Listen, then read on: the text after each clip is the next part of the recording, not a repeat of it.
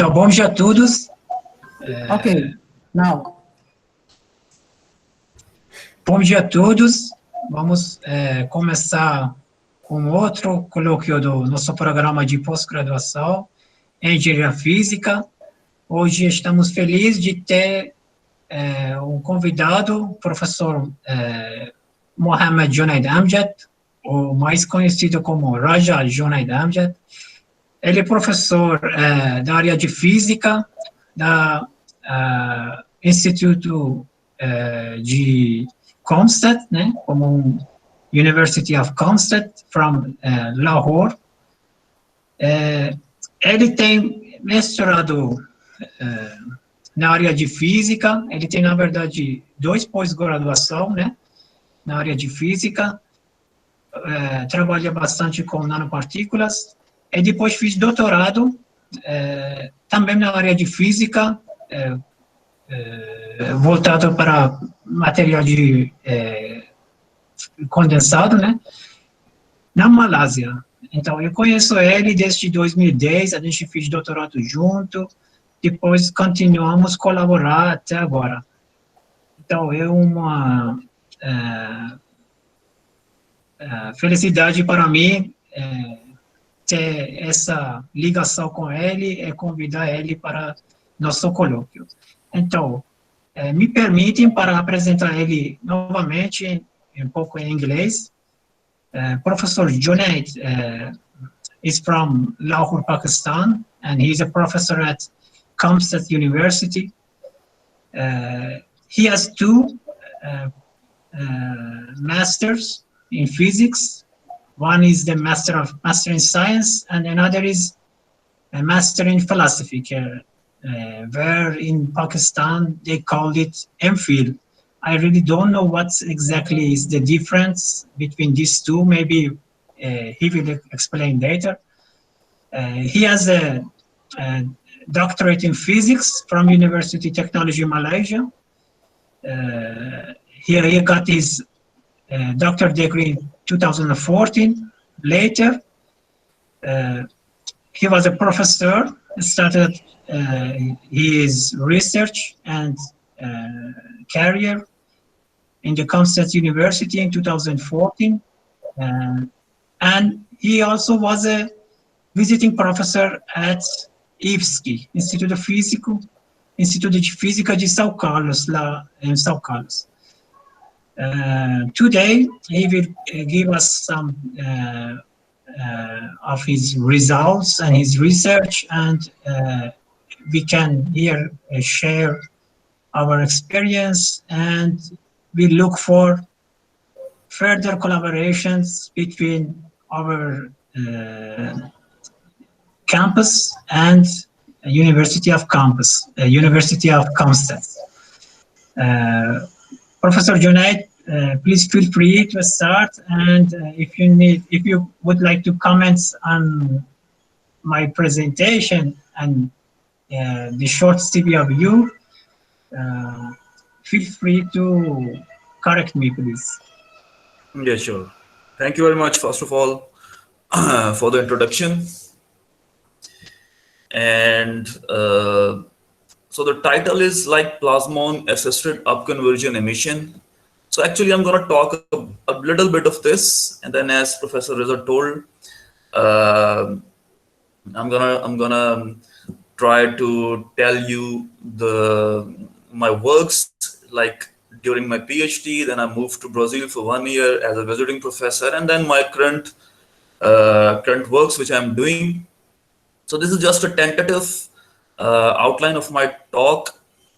So first of all, it would be history of strained glasses, nanoplasmonics, some earlier works on plasmonic assisted upconversion emission, then my works which I have done at USP Sao Carlos campus during my 1 year stay, and my current projects, the collaborators, and also at the end the facilities which we are having specifically at physics department and then at the university. So stained glasses are pretty, so this technology is pretty old actually. So you can see that this is Lycurgus cup, which is 4th century AD. And the interesting feature of this glass is that if you are looking in the transmitted color, it's going to give you a red color.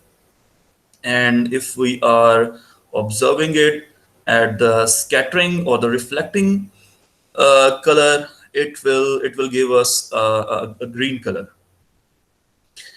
So just nowadays, it has been found that they have colloidal suspensions of gold and silver, and these has been used in the Middle Ages, and we can say that they were the nanotechnologists in those years, in those early years. And also the stained glasses has been widely used in the glass of the churches. So for instance, this one is very interesting.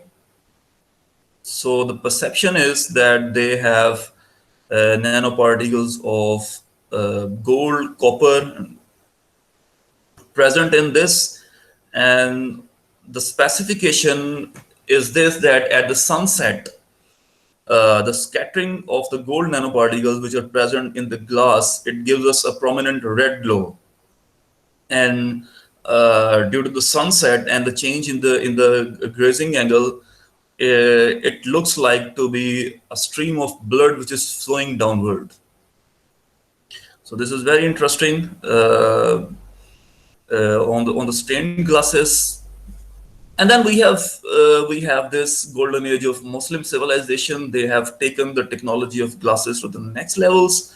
Like we had optical lenses, and then we have chemistry flasks, and the glass industry really flourished after the 8th century.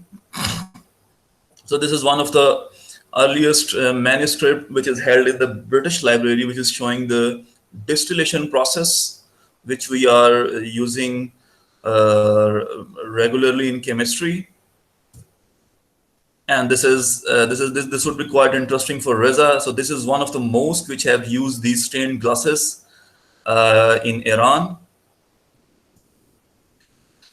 Okay, so currently we are in a position to explain the science behind all these beautiful features. And this is called localized surface plasmon resonance. Localized surface plasmon resonance is the confinement of a surface plasmon in a nanoparticle which is having a size which is either comparable or smaller than the wavelength of light which is used to excite the plasmon. And we have some interesting properties of surface plasmon. So first of all, it's the quality factor. We can loosely say that the quality factor is it tells us that how many oscillation a surface plasmon undergoes before it decays, and also it gives us an increase in the local field amplitude when the surface plasmons are resonantly excited by an external field. Also, they have a very high oscillator strength. Again, we can approximate the oscillator strength by the number of electrons in a nanoparticle, which is like 10 to the power 5. And this high value of oscillator strength explains that why these metal nanoparticles are pretty strong in absorbing and also scattering when comparing, for example, to the quantum dots. Also, they have a volume. A model volume is a volume in which the plasmon is localized, and the model volume of surface plasmon for a nanoparticle who has the size less than the skin depth of the metal is of the order of the volume of the nanoparticle itself. So it's around 10 nanometer cube. We have many applications. We are already like in biomedical, we are already treating the cancer patients using plasmonic properties. Then we have plasmonic solar cells, where we are trying to scatter the light as much as possible. to the active region, and then we are also using the plasmonic properties as sensors. So there are lots of interesting applications of this surface plasmon resonance. So here what we have is when we excite with the electromagnetic field, so this electron cloud starts to oscillate. And the restoring force here is the electrostatic attraction, which pull the electrons back, and we're gonna have oscillation of this electron charge density, and it results a greatly enhanced dipole field outside of this nanoparticle.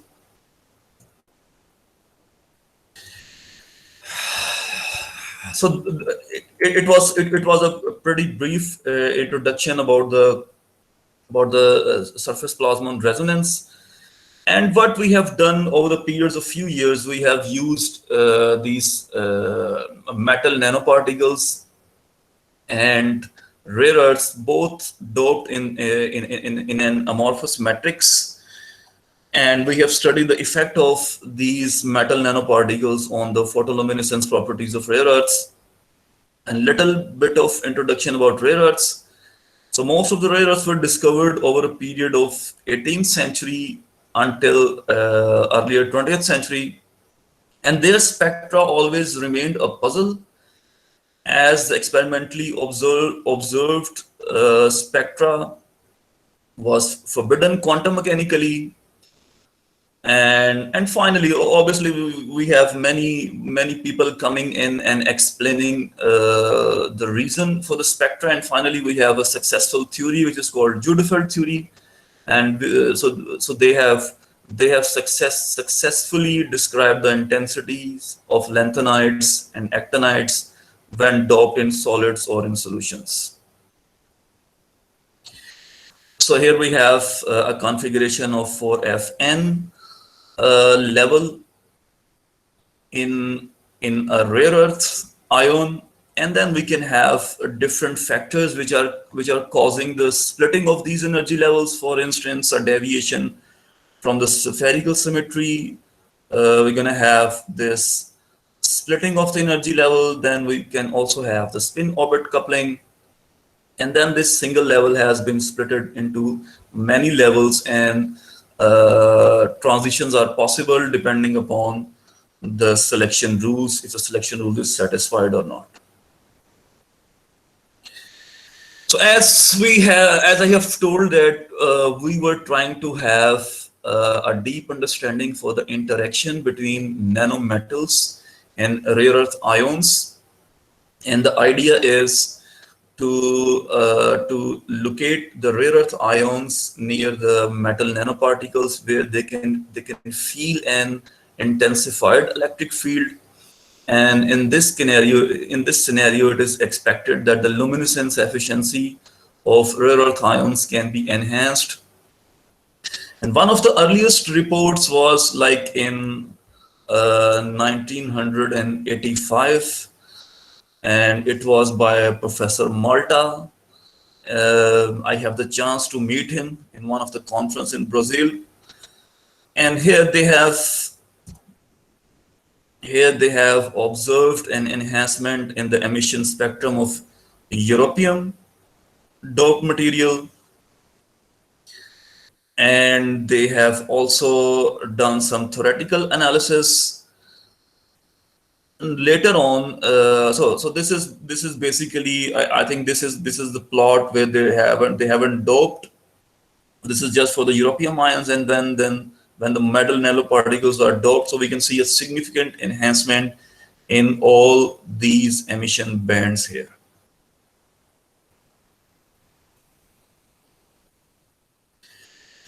And then again here in 1990, they put a theoretical analysis in this regard, and they have suggested three processes. So the enhancement could be due to the enhanced electric field, And there could be an energy transfer from the rare earth ions to silver nanoparticles. However, the reverse energy transfer from silver to europium was not operative, as the lifetime of silver is pretty small, around 10 to the power negative 14 seconds.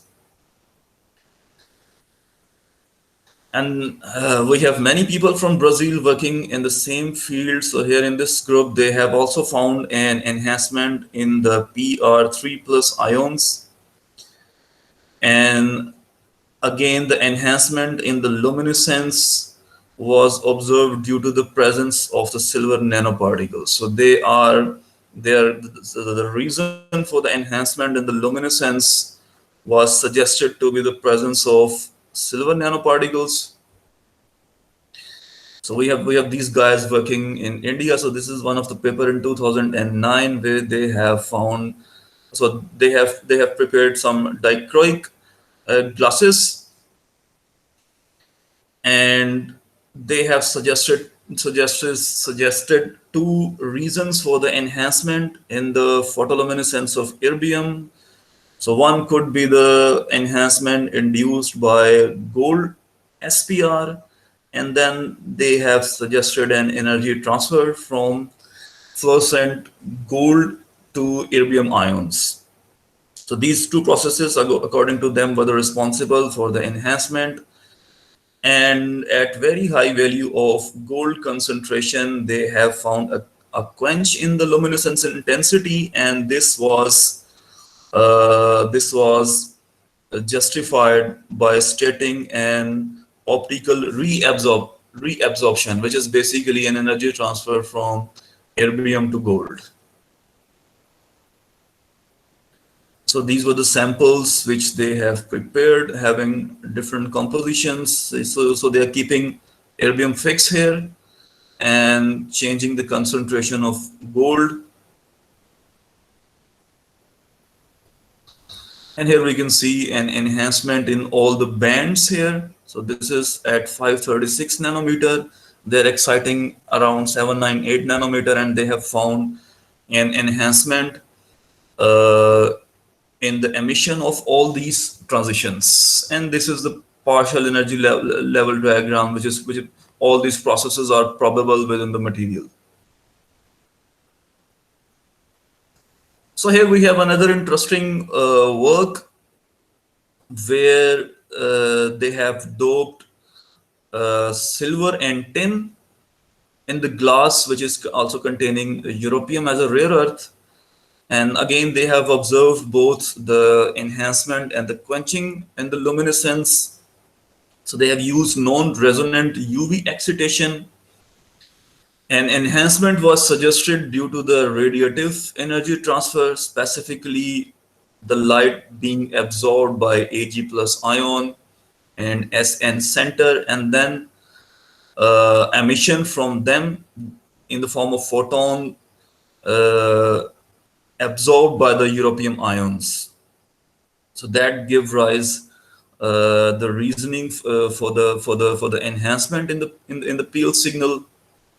However, they have suggested the formation of small particles as the main cause of observed quenching effect, which provides the path for non-radiative losses of the excitation energy. And then here, one report from our group. So this is from Raza and me, and we have also observed an enhancement and the quenching of the signal. So for instance, I guess we are having enhancement up to this this glass, and a further increase in the silver content. We're going to have quenching. Excitation was used as 980 nanometer, and the slope here giving us a value of 2, suggesting that it's a 2-photon process. And the near infrared emission is also found to be enhanced. So in 2016 and 17, I have spent 1 year at University of Sao Paulo. So this is me. And I have done some projects with. I was involved in some of the works with Andrea. Also, I have done some works with Helmut, and Rajesh was a postdoc over there, and I was also involved. I have assisted him. Also, Professor Marcos was he was on NMR and EPR. So we have lots of interesting discussions and lots of interesting results we got there, and also some of the results were successfully published. So the project I was planning at that time was to use rare earth ions and metallic nanoparticles to enhance the solar cell efficiency by exploiting the sunlight downshifting and upconversion emission. And this was the motivation that usually the commercially available solar cells, they have the operative regime in usually in the visible region. And this is the whole spectrum which is reaching at Earth, and we can see that. So the IR is around 52%. So we are not able to utilize this whole section of the electromagnetic spectrum. So if we can convert some part of this infrared regime into the operative region of visible region, so we can enhance the solar cell, the commercially available solar cell efficiency. So this was the motivation behind this project. And we were planning to do something like this, that we have these two layers of different glasses, and we were planning to simultaneously use both of the processes, the down conversion and the up conversion. So here all the photons which are having band gap, which are having energy greater than the band gap, they would be transmitted through the solar cells.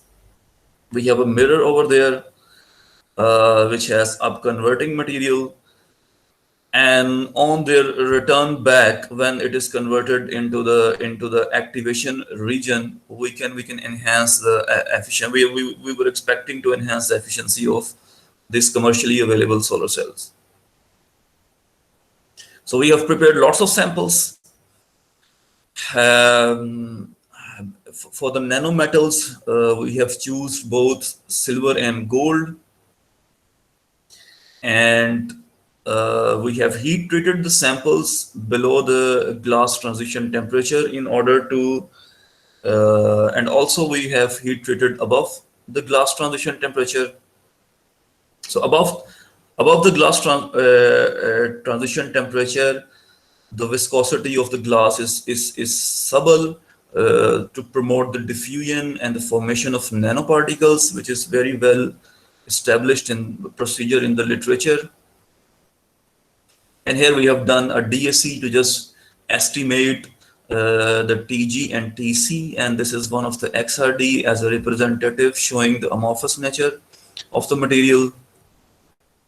And then we have done some transmission electron microscopy, which confirms the formation of some nanoparticles, which were further confirmed by using high resolution transmission electron microscopy.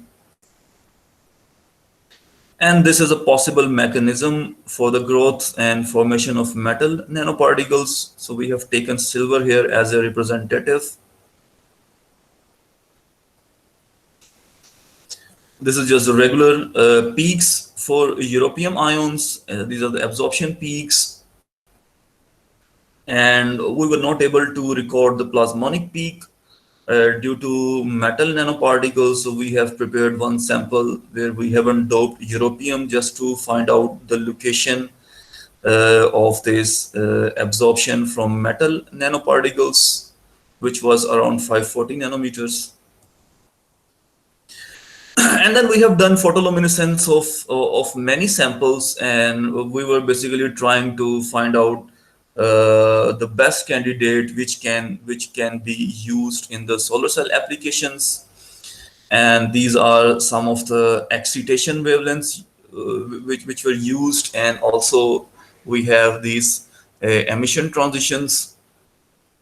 And here we can see that there is still a lots of overlap between silver and gold nanoparticles with these excitation and emission. So they are quite in resonance with most of the transitions. And this was a kind of a experimental setup which we tried to have to find out to see that how it works. And interestingly, what we find out that, so unfortunately we were not able to purchase the commercial solar cell. However, we have so there was a lab of Professor Faria. So he was totally working. He was working on the solar cell applications. So we have taken one solar cell which they have prepared in the lab, and interestingly, it has been find out that the sample which is only having europium, so no silver, no gold, only having europium, has given us the better efficiency of this solar cell. And simultaneously, I was also working on some of the other projects. For instance, I have been able to prepare these phosphotellurium glasses, which I have worked with Professor Helmert and Professor Marcus. So these were the guys on NMR and EPR. So they have done some structural characterization. So these results we were able to publish here. And here we have done a DSC analysis and NMR and EPR, and the results suggest that we have a preference of this phosphorus oxygen tellurium linkages over phosphorus oxygen phosphorus and tellurium oxygen tellurium, especially for when the value of X is less than 0.5. So we were also interested on the optical properties of these glasses. So here again we can see that with the change in the composition, they are giving nice colors, which are going from transparent to transparent, having different colors in between. And this investigation is still, we are doing the investigation and collecting the results. Still, we are not able to publish these results.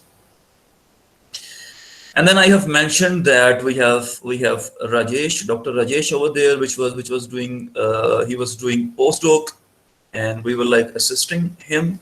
And this was another interesting study from him, where he has co-doped erbium and ytterbium in an oxyfluorotelluride glasses. And the motivation was to use a matrix having a pretty low phonon energy, and then we can exploit not only the energy transfer between these two rare earth ions, but also the effect of metal nanospecies on their luminescence.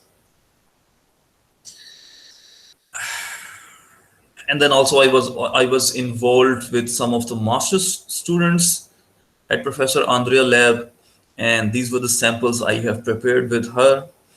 And here we were having we were trying to have an idea that until what composition of rare earth the glasses still remains transparent. So for in this case, we went up to 5 to 8%, and easily you can see that the samples were still transparent.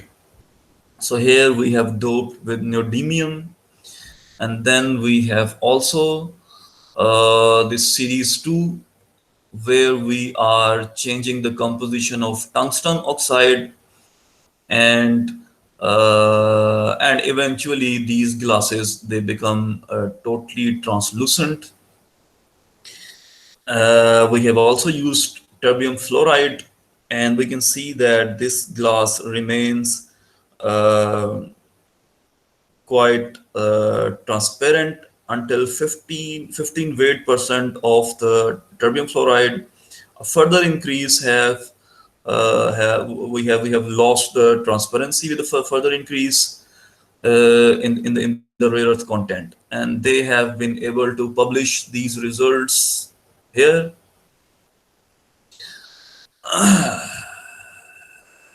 Okay, so this was a quick introduction of all the works which I have done during my PhD works, and also during as a visiting professor. So currently we are working on few projects, and so in the case of rare earth ions and both metal nanoparticles, both doped in the amorphous materials, we were facing or we are limited by the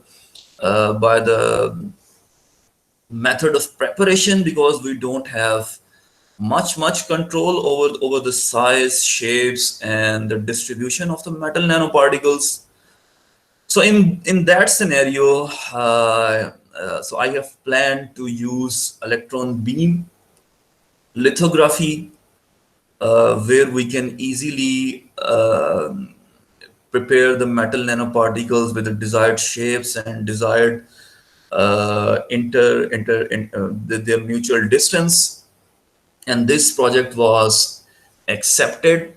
So this was my collaboration with a group which is working in the Turkey.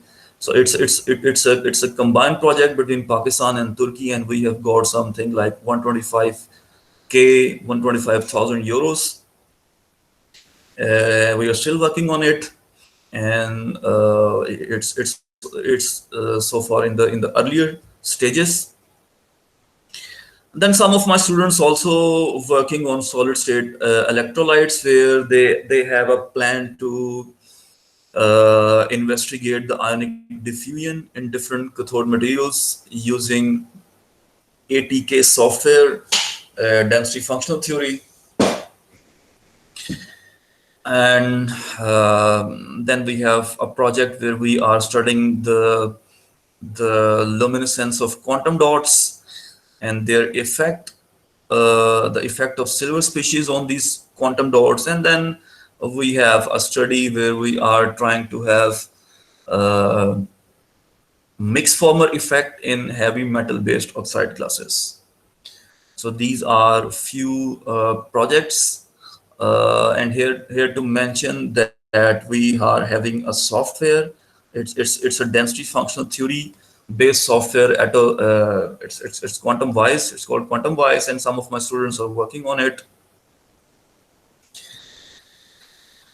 So so basically this was the plan, to have these kind of structures for the plasmonic properties, and then we can deposit a thin film on them, a thin film of upconverting nanoparticles, rare earth upconverting nanoparticles specifically. And then we're going to study the luminescence out of these different structures, because we know that different structures, different sizes, and different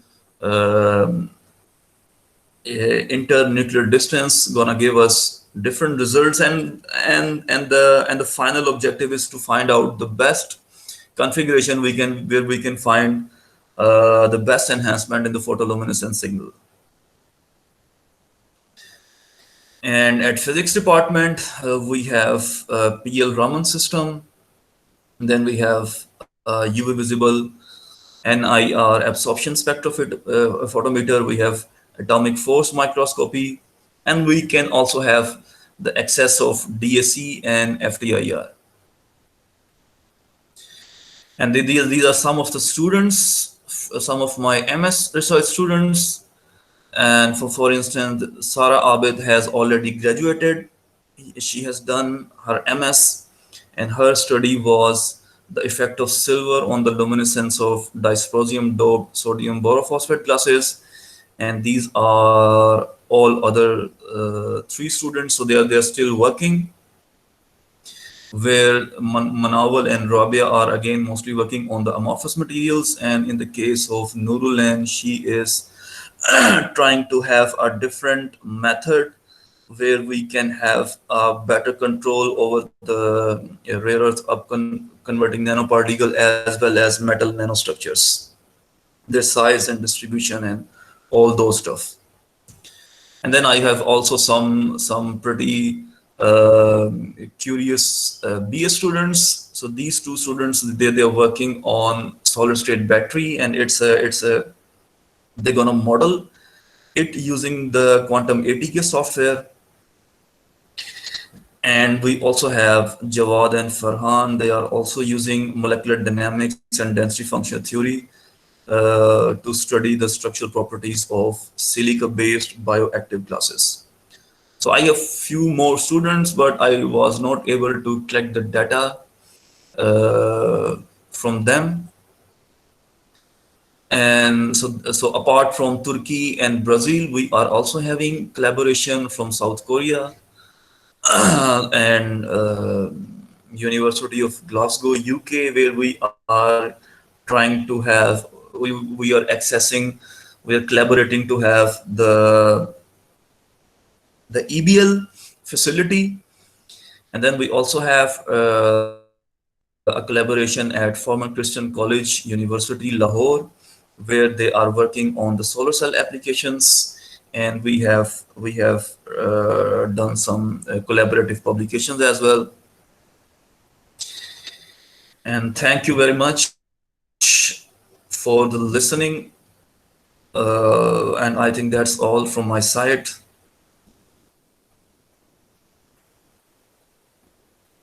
So any questions? Any queries?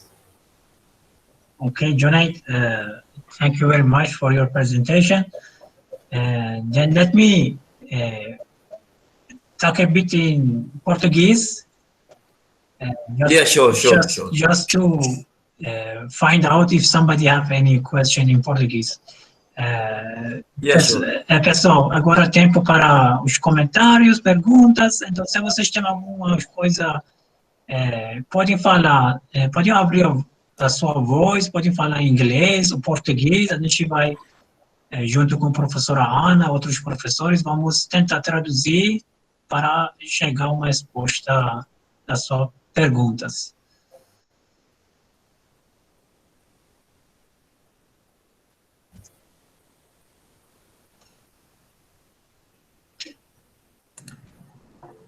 Acho que o pessoal está envergonhado, Reza. Mas tem uma pergunta no chat, tá vendo? É isso. O Francisco, né? O Junaid. Yes. There's a question over there that Francisco is my MS student, and he's a very curious student, and he's a very good student, and he is asking that what is the main contribution of silver nanoparticles when the excitation occurs outside the Plasmon band region? Sorry, can you repeat kindly? Yes, he is asking what is the main contribution of silver nanoparticles when the excitation occurs outside the Plasmon band region, when you have a non-resonant excitation of on silver nanoparticles. How silver will contribute? In that case, the silver may contribute via energy transfer. So we can have energy transfer from maybe silver to rare earth ions.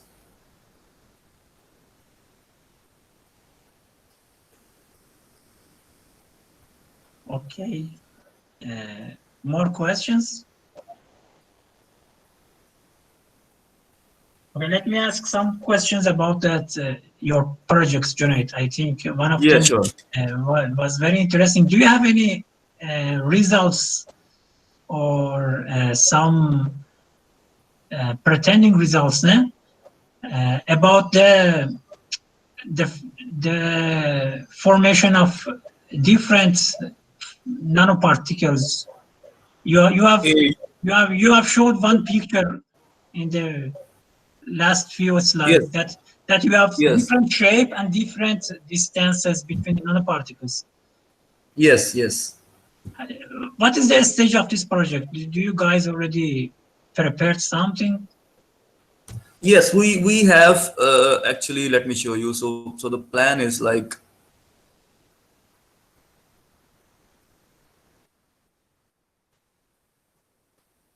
here we are planning to have these 5 sets of samples, right?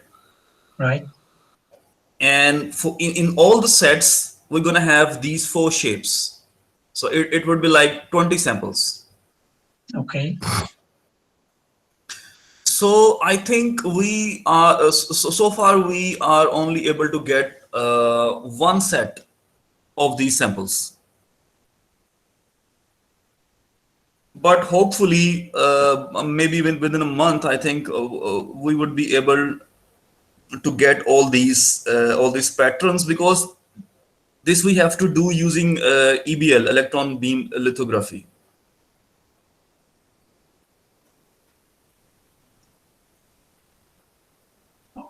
Okay, Johnny, thank you. Let me see if anybody has some questions.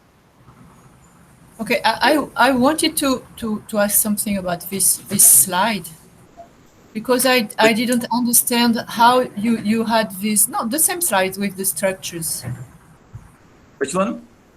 This slide with the structure of the 4 sets of, wow, this one. Okay.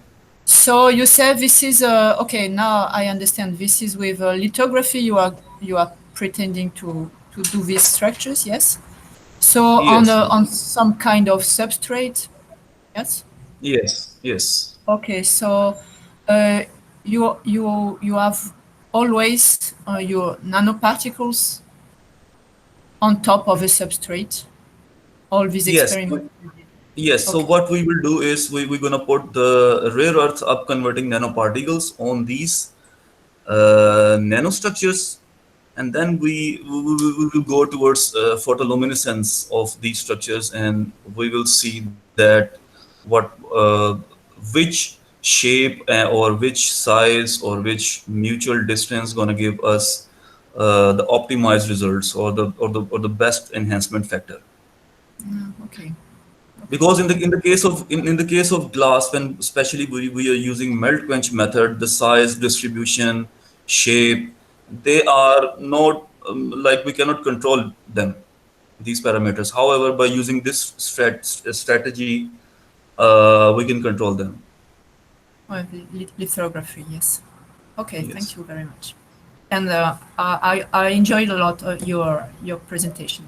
Thank you very much. Thank you very much. Congratulations. Okay, Johnny, there's another question that Francisco is asking. When you have non-resonant excitation, Yes. how this energy transfer works exactly? He's asking if is the energy transfer exists even when the lifetime of the Plasmon band is less than rare earth. So some of the authors are still insisting that it exists. However, some of them they don't think, like in one of the earlier reports, as we have seen that because of the lifetime, this energy transfer channel was not probable. So I think the same, that maybe it's not probable. But obviously, when we are exciting, so for instance, when we are exciting, because the plasmon has a whole range, it's quite broad. The absorption spectra of the plasmon it's quite broad. So even if we are not exciting like at the exact wavelength, still we can have some excitation. Right.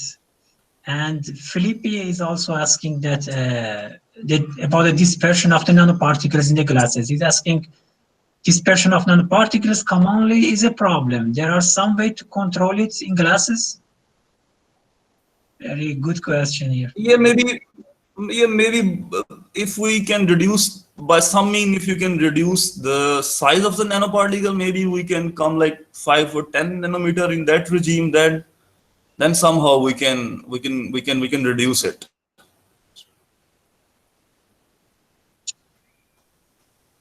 Okay. Then I would like also to comment about these two questions. Yes. The first one is that when you doped silver and gold in the glasses, you in fact have a combination of the, for example, gold in the ionic or in the metallic. Yes. Yeah. Exactly. Species. Yes. Then you really don't have control on the formation of these nanoparticles. You have a mixture of these species. And exactly, the second question was about the dispersion, and the dispersion is really very difficult to control. But in some of the compositions, you have this opportunity to excite the sample with a femtosecond laser, and then you can have a waveguide on the sample. Then you can choose which position on the surface or in the body of the sample you would like to form the nanoparticles. Then you have some electron exchange between the in the composition, and the energy is satisfied by the high energy of that laser beam. And you have this crystallization of the nanoparticles or the glass controlled by the laser beam. This is one of the interesting points, that you can control that dispersion of the nanoparticles, but it's really difficult to predict where you need to excite your sample more time or less time, because you don't know which position you have really very high concentration of the nanoparticles. Yes. Okay, let me ask one more time if there is any questions. If any guy has some proposals to for us to have more collaboration with Junaid, because students of Junaid, as I know, are interested to come over here and do their doctorate degree.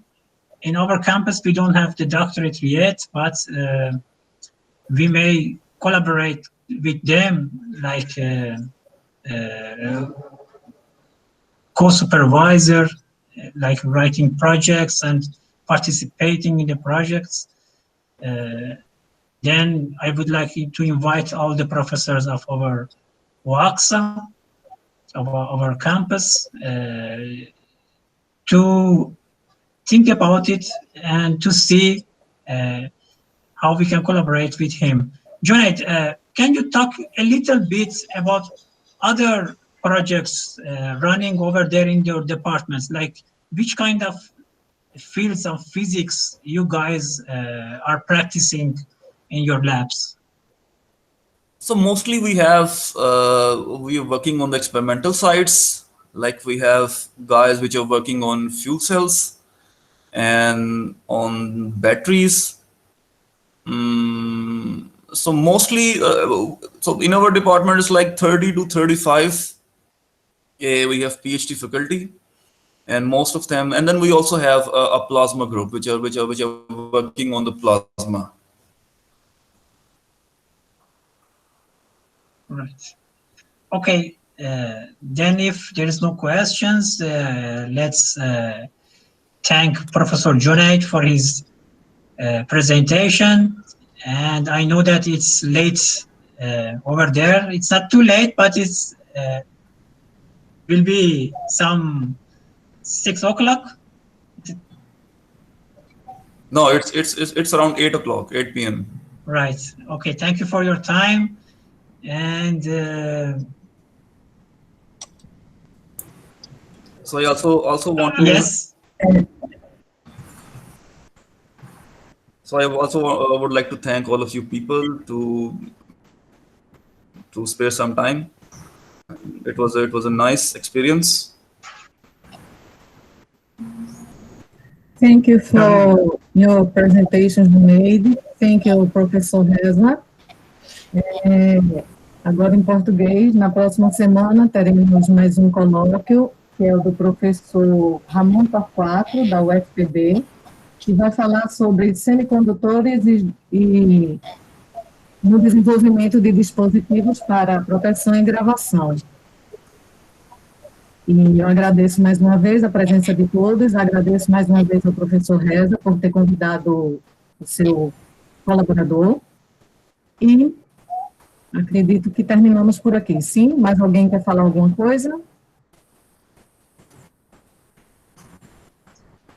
Professora Martini?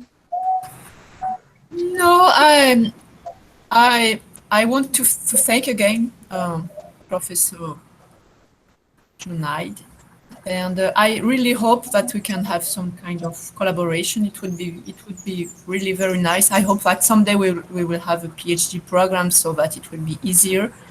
But right now, really, we have to think about co-orientation and things like that. But very interesting, right, this field of research. Thank you very much for your presentation.